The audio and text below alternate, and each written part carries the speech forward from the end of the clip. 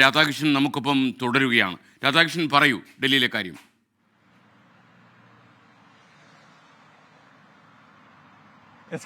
Good morning. ഡൽഹിയെ സംബന്ധിച്ച് വളരെ പ്രധാനപ്പെട്ട രാഷ്ട്രീയ ചർച്ചകൾ നടന്നു പോകുന്ന ദിവസമാണ് ഇപ്പോൾ നടന്നുകൊണ്ടിരിക്കുന്നത്.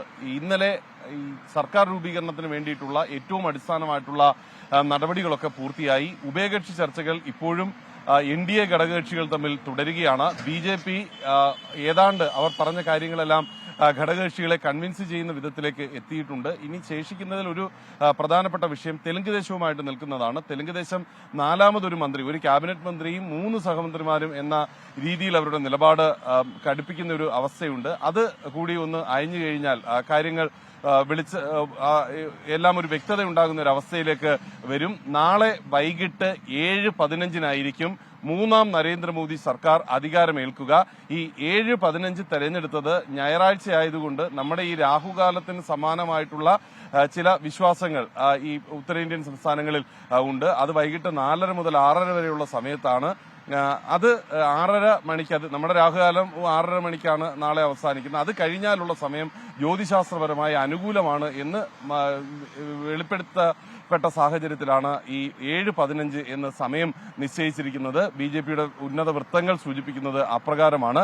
7:15 നരേന്ദ്രമോദിയും അദ്ദേഹത്തോടൊപ്പം 57ഓളം മന്ത്രിമാരും സത്യപ്രതിജ്ഞ ചെയ്യും എന്നുള്ളതാണ് ഇപ്പോൾ അറിയാൻ സാധിച്ചിട്ടുള്ളത്. മന്ത്രിമാരുടെ പട്ടിക അന്തിമമാക്കി ഇന്ന് വൈകിട്ടോടുകൂടിയായിരിക്കും രാഷ്ട്രപതിക്ക് കൈമാറുക. ഈ 57 എന്നുള്ളത് ഒരുപക്ഷെ 55 അല്ലെങ്കിൽ 58 59 വരെ ആകാനായിട്ടുള്ള സാഹചര്യവും ഉണ്ട്. അങ്ങനെ അന്തിമമായിട്ട് നിജപ്പെടുത്തി അത് കൈമാറും. അതിനുശേഷം ഈ മന്ത്രിമാരെയൊക്കെ, നിയുക്ത മന്ത്രിമാരെയൊക്കെ രാഷ്ട്രപതി ഭവനിൽ നിന്ന് വിളിച്ച് സത്യപ്രതിജ്ഞയ്ക്ക് വേണ്ടി എത്താനായിട്ടുള്ള നിർദ്ദേശം നൽകും. കേരളത്തിൽ നിന്ന് സുരേഷ് ഗോപി കേന്ദ്രമന്ത്രിസഭയിൽ എത്തും. നമുക്ക് മനസ്സിലാക്കാൻ സാധിക്കുന്നതനുസരിച്ച് ഒരു പേരുകൂടി പരിഗണിക്കുന്നുണ്ട്. അത് ഈ ന്യൂനപക്ഷ പ്രാതിനിധ്യം എന്ന വിധത്തിലാണ്. ബംഗാളിൽ നിന്നുള്ള മറ്റൊരു പേരും കേരളത്തിൽ നിന്നുള്ള ഒരു പേരും കൂടിയാണ് ആ വിഷയത്തിൽ പരിഗണിക്കുന്നതെന്നാണ് അറിയുന്നത്. തീരുമാനമായിട്ടില്ല. അത് ആകുന്ന മുറയ്ക്ക് അതുമായി ബന്ധപ്പെട്ടിട്ടുള്ള പ്രഖ്യാപനം ഉണ്ടാവുകയും ചെയ്യും. കേന്ദ്രമന്ത്രിസഭയിൽ എത്തുന്ന മന്ത്രിമാരാകാനായിട്ട് തെരഞ്ഞെടുത്തവരെ സംബന്ധിച്ച് പരിചയസമ്പന്നർക്ക് ഇടമുണ്ട്, പുതുമുഖങ്ങൾക്ക് ഇടമുണ്ട്. ബാൻസുരി സ്വരാജിനെ പോലെയുള്ള, സുഷമ സ്വരാജിന്റെ മകളെ പോലെയുള്ള ഏറ്റവും പ്രാഗൽഭ്യം കാണിച്ചിട്ടുള്ള മന്ത്രിയായിരുന്നു അവർ. അവരുടെ മകളെ പോലെയുള്ളവർക്കൊക്കെ പ്രാതിനിധ്യം നൽകുന്ന വിധത്തിലാണ് ഈ മന്ത്രിസഭാ രൂപീകരണം ഉണ്ടായിട്ടുള്ളത്. നരേന്ദ്രമോദിയെ സംബന്ധിച്ച് 2 മന്ത്രിസഭകൾ രൂപീകരിച്ചതിൽ നിന്നും വ്യത്യസ്തമായിട്ട് വലിയ കൗശലത്തോടുകൂടി വേണം മൂന്നാം സർക്കാർ രൂപീകരിക്കാൻ. കാരണം മൂന്നാം സർക്കാർ അദ്ദേഹത്തിന് കേവല ഭൂരിപക്ഷം അദ്ദേഹത്തിന്റെ പാർട്ടിക്ക് ഇല്ല എന്ന തിരിച്ചറിവോടുകൂടിയാണ് അദ്ദേഹം രൂപീകരിക്കുന്നത്. ഈ സാഹചര്യത്തിൽ വളരെ ശക്തമായിട്ട് മന്ത്രിസഭ നിലകൊള്ളുക എന്ന വിധത്തിൽ ആകും അദ്ദേഹത്തിന്റെ ഭാഗത്തു നിന്നുണ്ടാവുക. രാഷ്ട്രപതി ഭവനിലെ 4 കോർട്ടിൽ വെച്ചിട്ടാണ് ഈ സത്യപ്രതിജ്ഞ നടക്കാനായിട്ട് പോകുന്നത്. മുൻപ് 2 തവണയും അദ്ദേഹം സത്യപ്രതിജ്ഞ ചെയ്തതും ഈ 4 കോർട്ടിൽ വെച്ചിട്ടായിരുന്നു നേരത്തെ തീരുമാനിച്ചിരുന്നത്.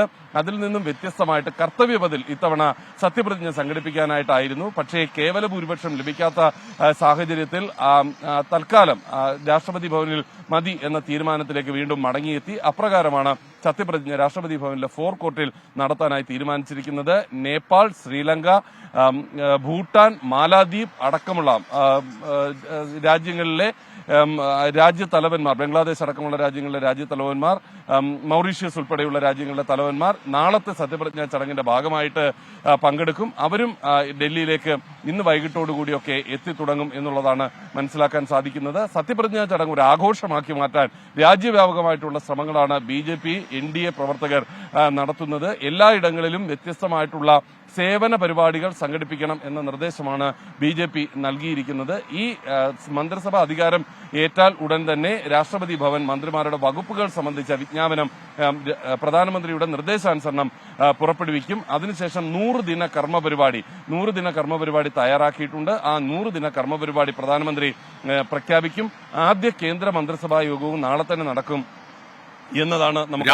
രാധാകൃഷ്ണൻ നാട്ടിൽ വന്നിട്ടുണ്ട്. നമ്മുടെ വിജയൻ ചോദിക്കുന്നു. കാര്യം ഏതോ കാട്ടി നിൽക്കുന്ന പോലെയുണ്ട് ഡൽഹി വാർത്ത പറയാൻ. ഈ കാട് എവിടെയാണ് രാധാകൃഷ്ണൻ? കാട് എവിടെ മക്കളെ?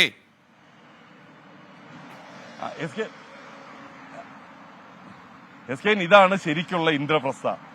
ഡൽഹിയിൽ ഇന്ദ്രപ്രസ്ഥ എന്ന് പറയുന്ന ഒരു സ്ഥലമുണ്ട്. ഇന്ദ്രപ്രസ്ഥ എന്ന പേര് വന്നത് ഈ സ്ഥലത്തിന്റെയാണ്. പണ്ട് ഈ പാണ്ഡവരുടെയൊക്കെ കാലത്ത് അവരുടെ തലസ്ഥാനമായിരുന്ന ഇന്ദ്രപ്രസ്ഥയാണ്. ഇതിപ്പോ ഒരുപക്ഷെ ബുദ്ധ വിഹാരം സ്ഥാപിച്ചത് വഴി ഒരു വലിയ അന്താരാഷ്ട്ര ശ്രദ്ധ ആയിട്ടുള്ള ഒരു കേന്ദ്രം കൂടിയാണ് പല ഘട്ടങ്ങളിലും.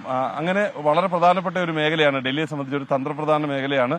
തൊട്ട് മുന്നിലൂടെ ദേശീയപാത കടന്നു പോവുകയാണ്. ഇതിന് സമീപത്ത് കുറച്ച് മരങ്ങളൊക്കെ ഉള്ളതുകൊണ്ടാകാം നമ്മുടെ വിജയന് അങ്ങനെ തോന്നിയത്. വിജയൻ ആള് ഒരു സൂത്രശാലിയാ. Okay thank you R Radhakrishnan. അപ്പൊ വിജയന് മനസ്സിലായല്ലോ.